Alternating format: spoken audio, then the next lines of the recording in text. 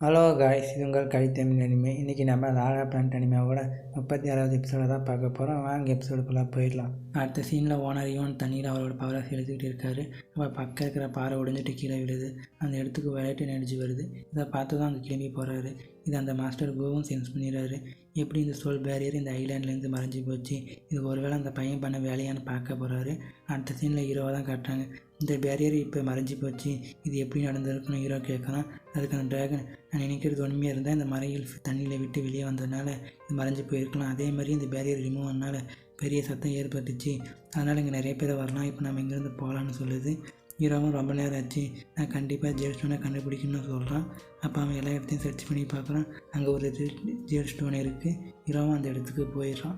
இந்த jade stone ரொம்ப குவாலிட்டியாக இருக்குன்னு ஹீரோ சொல்கிறான். அந்த இடத்துல ஒருத்தன் ஓடுறதை காட்டுறாங்க. அந்த இடத்துக்கு ஓனர் இவன் வராரு. ஹீரோவும் உங்களுக்கு என்ன ஹெல்ப் வேணும்னு கேட்குறான்.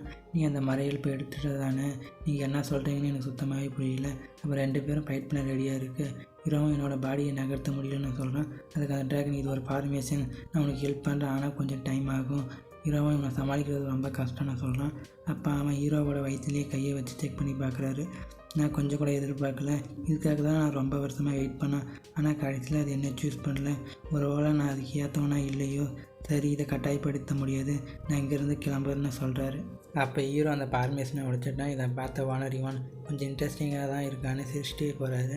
அப்போ ஹீரோ வந்து கோ அட்டாக் பண்ணுறான். நான் தான் அந்த ஜேஸ்டோனை ஃபஸ்ட்டு பார்த்தேன், அப்படியே அப்போ ஏன் அது எனக்கு மேலே நீங்கள் எடுத்துகிட்டு போகல, ஒருவேளை நீங்கள் அதை என்கிட்டேருந்து எடுத்துக்க இந்த மாதிரி போய் சொன்னால் உங்களுக்கு அசிங்கமாகவே இல்லை, உனக்கு எவ்வளோ தைரியம், உங்களுக்கு வேணும்னா பீக்கிங்கும் ஈ ஃபேமிலிக்கும் நடுவில் வார உருவாக்குங்க, நீ வாயை மூடி, எனக்கு இந்த ஜேஸ்டோன் மேலே மட்டும்தான் இன்ட்ரெஸ்ட்டு, அதனால் உன்னை நான் இந்த ஜேஸ்டோனை எடுத்துகிட்டு போக விட மாட்டேன், நான் உனக்கு ஒரு வாய்ப்பு கொடுத்தேன், சரி நம்ம 2 பேரும் சோல் மாஸ்டர்னால ஒரு போட்டி வச்சுப்போம், அது என்னென்னா இந்த ஸ்டோனுக்குள்ளே என்ன இருக்குதுன்னு கரெக்டாக சொல்லணும், அப்படி கரெக்டாக சொன்னால் இந்த ஜேஸ்டோனை எடுத்துகிட்டு போகலாம்.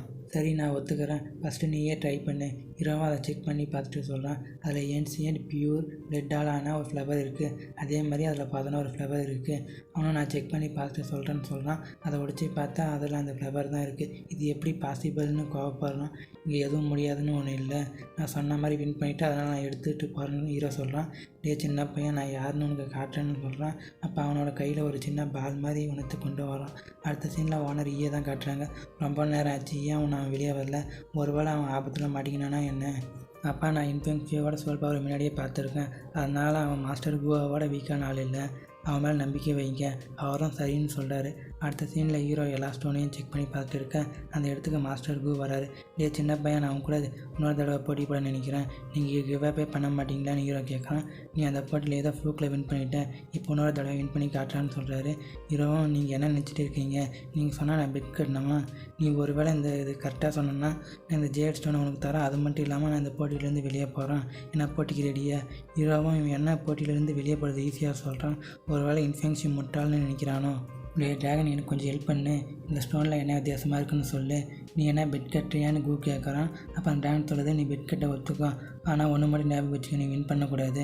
ஹீரோவும் நான் ஒத்துக்கிறேன்னு சொல்கிறான். ஹீரோவும் அதை செக் பண்ணி பார்த்து சொல்கிறான். என்னால் முடியாது, எனக்கு போன தடவை தான் லக் இருந்துச்சு, என்னால் இதுக்குள்ளே என்ன இருக்குன்னு கண்டுபிடிக்க முடியல, நீ தான் வின் பண்ண மாஸ்டர் கு, இதை உங்களுக்கு நான் பரிசாக தரேன்.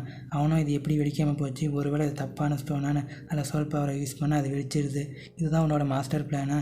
ஆமாம், நான் அதில் சோல் பவரை யூஸ் பண்ணால் வெடிக்கிற மாதிரி மாற்றிட்டேன், இனிமேல் அவன் நம்மக்கிட்ட வரமாட்டான்னு ட்ராகன் சொல்லுது. இதோட இந்த எபிசோட முடியுது கைஸ். நம்ம அடுத்த எபிசோடில் சந்திப்போம். Bye guys.